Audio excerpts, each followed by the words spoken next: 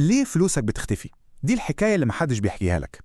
بص، الكلام اللي جاي ده ممكن يضايقك شوية، بس صدقني يمكن يكون أهم كلام هتسمعه عن فلوسك ومستقبلك. عايزك تتخيل معايا المشهد ده كويس. أي مول كبير يوم الجمعة بالليل، لو بصيت حواليك بتركيز هتشوف سباق غريب قوي، سباق من غير صوت، سباق صامت ومحدش بيتكلم عنه خالص. والأغرب من كل ده إن تقريبا كل اللي بيجروا فيه مش عارفين أصلا إنهم بيخسروا.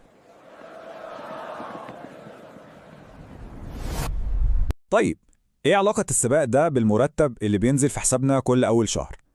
هقولك، العلاقة هي كل حاجة. المشهد اللي وصفته لك ده هو بالظبط مسرح الجريمة اللي مرتبك بيتسرق فيه كل شهر وإحنا مش واخدين بالنا.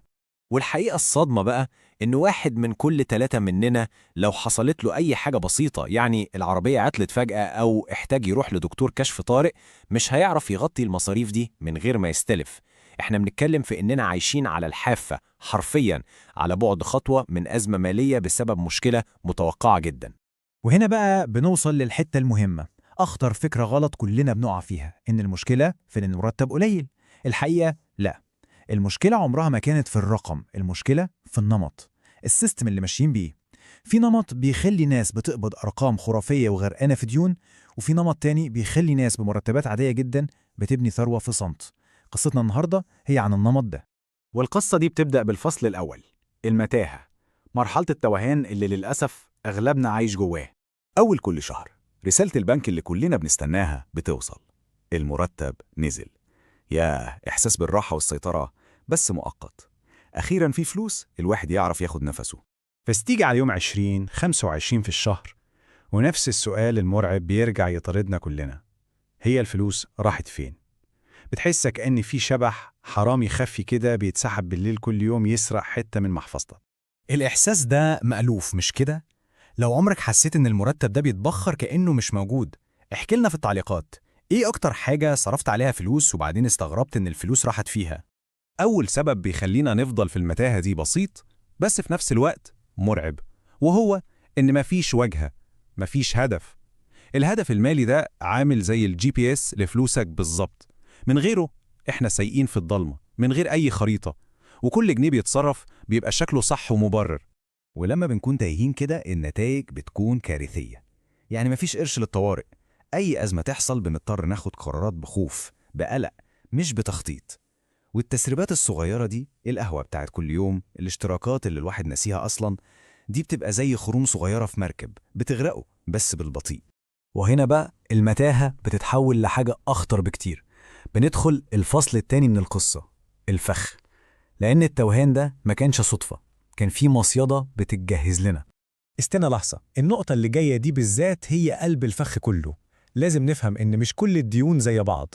في ديون بتبني زي قرض عشان تشتري شقة قيمتها مع الوقت بتزيد، وفي ديون بتهد زي تقسيط موبايل جديد قيمته بتنزل 30% أول ما تطلعه من العلبة. الفخ الحقيقي بقى إيه؟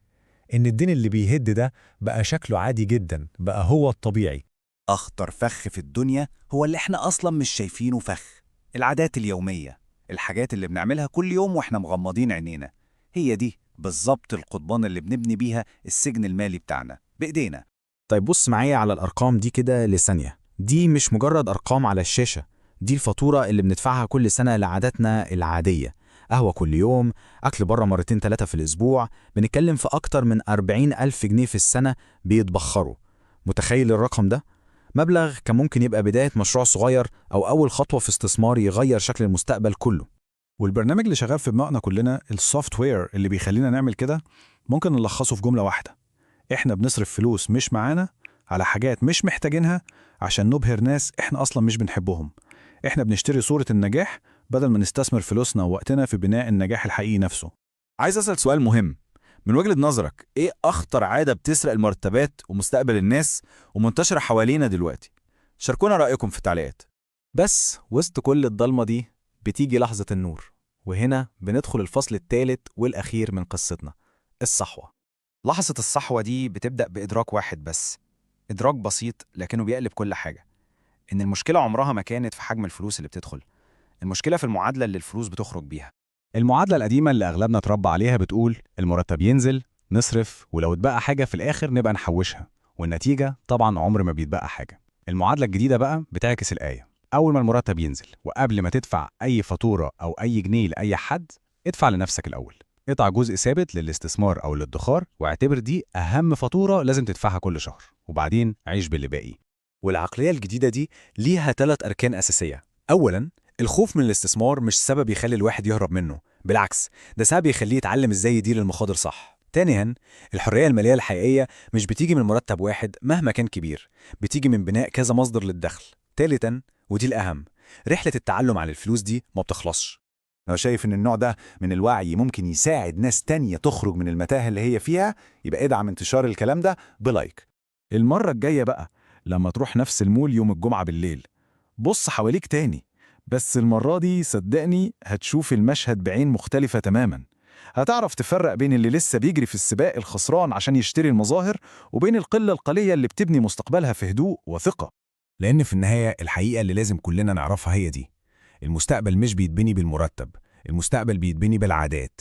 القرارات الصغيرة اللي بناخدها كل يوم هي اللي بتشكل حياتنا بعد 10 سنين من دلوقتي، مش الرقم اللي مكتوب في شيك المرتب آخر الشهر. لو عايز تكون جزء من الناس اللي بتبني عقلية مختلفة عن الأغلبية وتكمل معانا رحلة الصحوة دي، اشترك عشان تكون أول حد توصل له التحليلات اللي جاية.